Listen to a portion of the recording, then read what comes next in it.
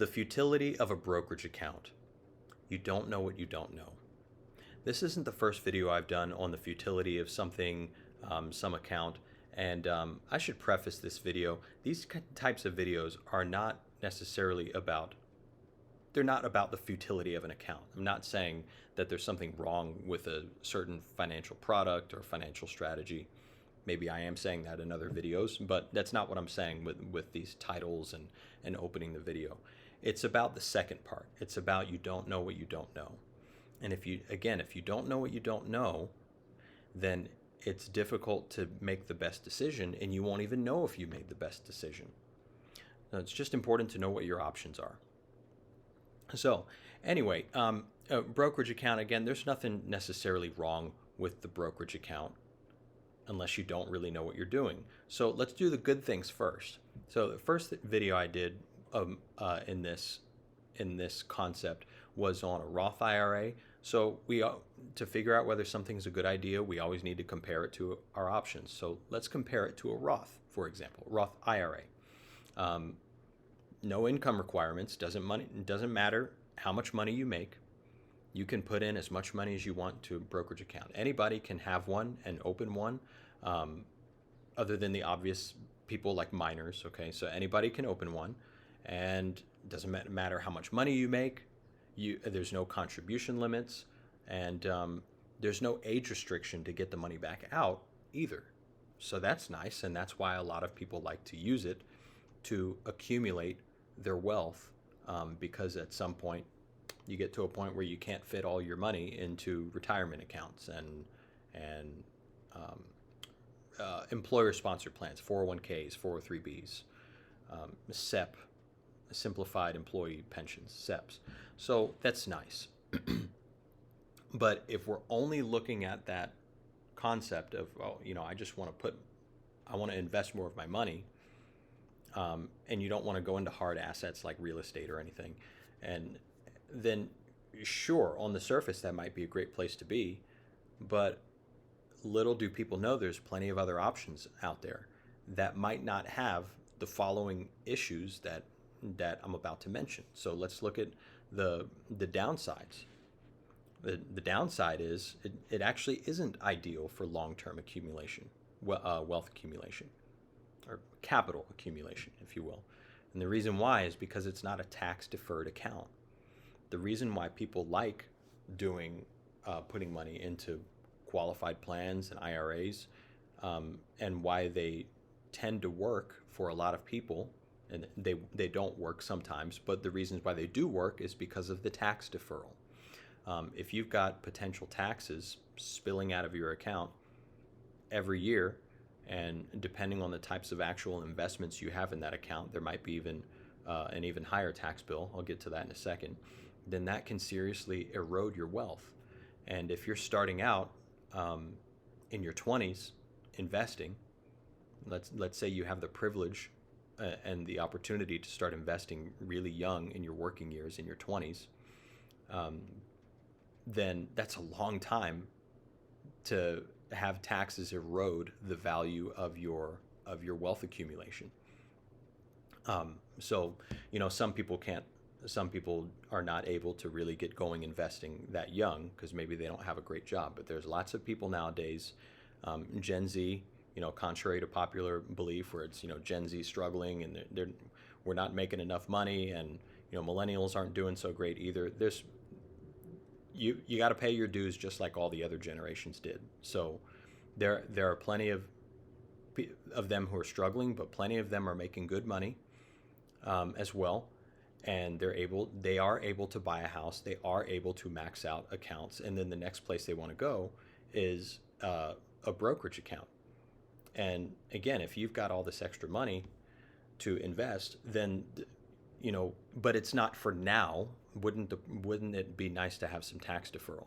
Now, another good, just to bring that back, with the brokerage account, remember, you can just go get your money back out. There's no penalty or age restriction for getting your money back out. So if you want to have access to that money without paying huge penalties or extra huge taxes on that withdrawal, maybe a brokerage account is a good idea. But what if there was a place where you could put your money. There's no tax on the buildup. Even if you're selling shares inside that account, there's no tax on the buildup. And then you can still get to your money tax-free with no age restriction. With age restriction meaning retirement age, 59 and a half rules on qualified plans and IRAs. What if there was a place where you could have both? Or at least a place where you could have the tax deferral and be able to put in as much money as you want. And there are places where you can do those things. So the tax code I'm talking about, where you can have all of those options, no income requirements, no age restriction, no contribution limits, and then you get the tax deferred growth, tax-free access, and very easy access, by the way. More on that later. It's a tax code. It's IRC Section 7702. IRC Section 7702. So in that place, your money accumulates tax deferred. You can access your money tax free, and you can put in as much money as you want. Now, with the brokerage account, here's the other problem. So it's not a tax deferred account. Okay.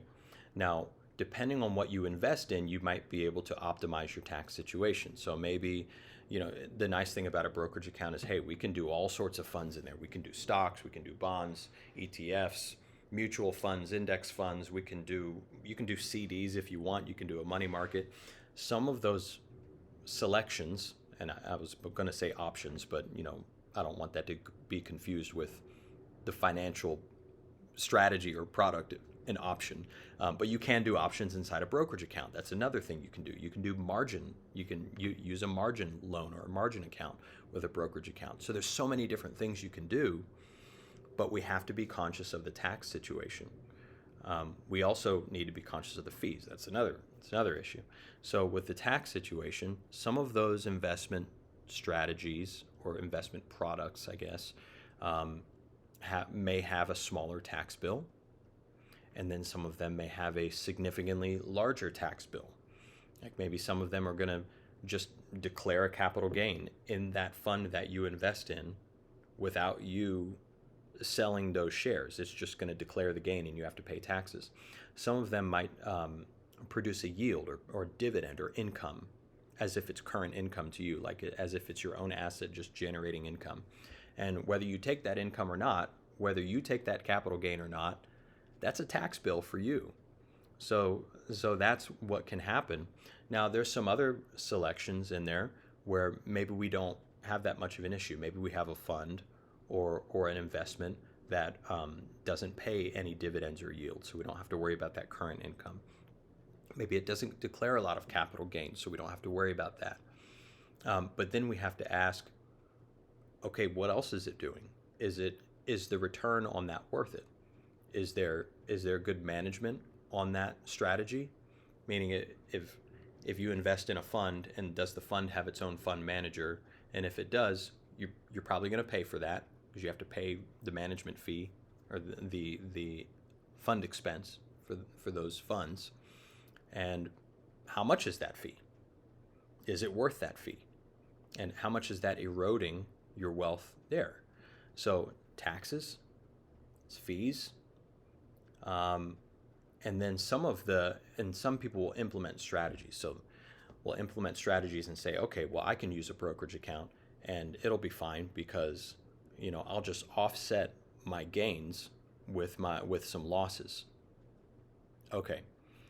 Anyone who is well versed in investment world knows that we should probably, if we're going to buy and sell, we need to buy low and sell high. So if we're going to sell high and pay taxes, right, then we also are going to sell low on a loss? That doesn't make sense. So you're going to try and gain, but then you're going to sell something that was losing just to offset the tax bill? Doesn't really make a lot of sense. And then even when you do sell, you can only deduct a $3,000 loss at this current moment that I'm filming this video, you can only deduct a $3,000 loss that year, and you have to carry forward the rest of the loss into the following years. So what if we've accumulated, fought tooth and nail and struggled to accumulate money because it's not a tax deferred account?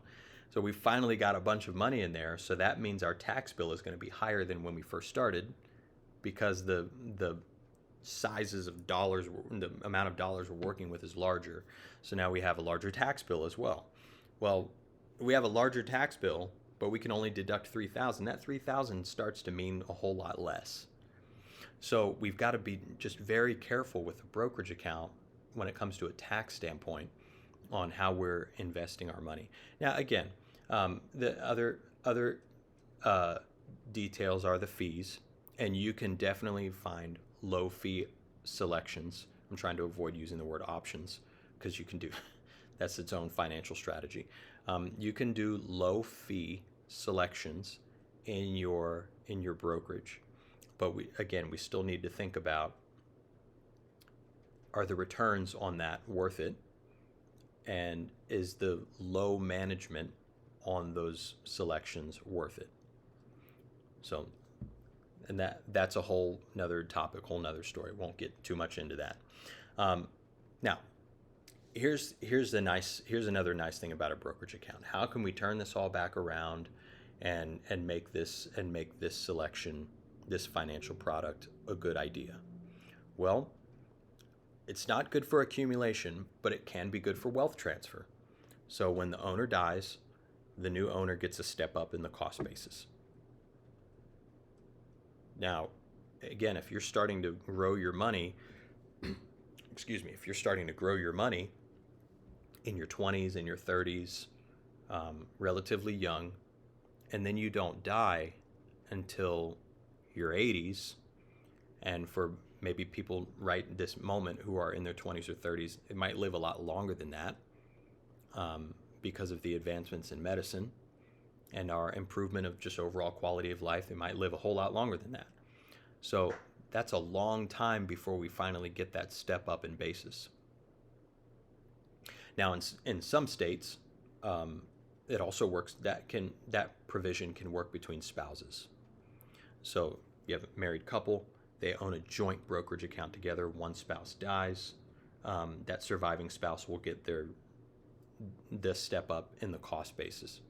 That's nice. It's tragic to lose your spouse, especially if you're young, but the tax implication on that account is pretty nice. So this could be a problem, right? We're trying to accumulate money.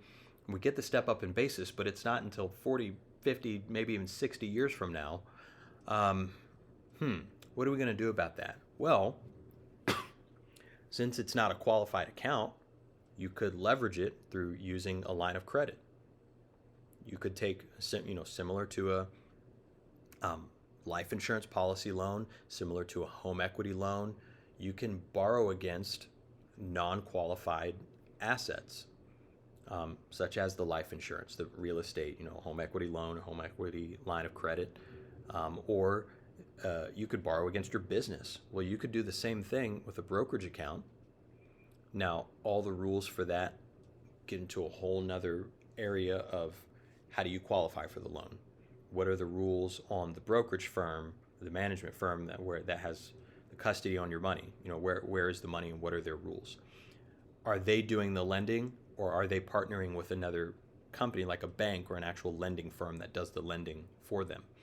And if it's another company, what are their rules?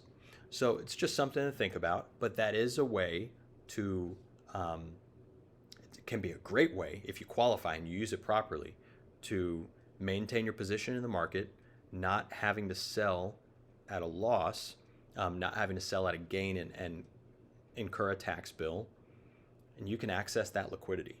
Could be a great strategy, but again, it's not for everybody. You got to look at the interest rate of the loan. It just depends on your situation. But again, if we can just go to Section 7702 of the Internal Revenue Code, IRC, Section 7702, and the account's already tax deferred anyway, we can put in as much money as we want. It doesn't matter how much money you make. In fact, if you make more money, you can put more money in. then, then why does it matter a whole lot what all those extra rules are on trying to get that brokerage loan, that brokerage line of credit? Because with Section 7702, the qualifications for getting your money tax-free are just about zero. The only rule is, and this is life insurance, the only rule is that death benefit needs to be high enough compared to the cash value, the money that you get to access. That's really the only rule. As long as there's enough distance, enough difference between the cash value and the death benefit, you get to still maintain all the tax advantages that tax code provides. So, last thing about loans, and loans are and debt are a great way that wealthy people, or maybe not even wealthy people, but just financially sophisticated people use their money. We shy away from loans because we don't want to be in debt, and mainstream advice tells us, stay out of debt unless it's maybe a mortgage. That's okay, but you really should pay it off early. Let's not confuse consumer debt with asset-backed debt. Asset-backed debt, kind of like a house, that's something where people generally say, oh, that's good. That's why we by default we say, well, a mortgage is okay. Unless the interest rate's really high and you're not in a rush to pay it off, you should pay that off fast. But otherwise, we say that's okay. Why is that okay, but consumer debt is not okay? Well, that's because we're acquiring debt by leveraging our own asset. We have a little more control. The collateral against the debt, or the collateral that's backing the debt, is an asset on our balance sheet, as opposed to, financing a car, for example. A lot of people say, pay cash for your car. That's a problem for a lot of people because we know that the car depreciates over time. You could go sell it maybe for more, so it's technically an asset, but it has a lot of expenses to it, and the value depreciates pretty quickly. Even if you already bought it used, it can depreciate pretty quickly. So debt is not necessarily a problem as long as you have a good strategy to pay it off, and as long as you can get as much control as possible. Debt, I like to say, is just the cost of control. And so debt is how you can optimize your brokerage account, finding tax-advantaged investment strategies, finding fee-advantaged investment strategies, but again, that's another topic. With fees, I like to say, it's not really about fees. It's about how can I earn the most and lose the least after fees. Fees don't matter if you're getting a fantastic return that you're happy with. Especially if you were going to make less by paying no fees, then it's just a wash. It doesn't matter. So anyway, debt is not necessarily a bad thing as long as we have a good strategy to pay it off and we have control. And debt is what we're using to make these non-qualified assets tax-free. Because otherwise, the non-qualified assets do have a tax bill, even with Section 7702. If you don't access your money the right way, if you don't structure your account the right way, there's going to be a tax bill. If we just simply make a withdrawal, you're going to pay taxes on the gain. If we use it as collateral and get a loan, if we borrow, that's what makes it tax-free. And since it's life insurance, then of course the death benefit is tax-free in most cases. So, the futility of a brokerage account. It's not about the account itself. It's about your behavior. It's about your desire to learn, acquire knowledge, and make sure you're well equipped with that knowledge to make the best decision for yourself.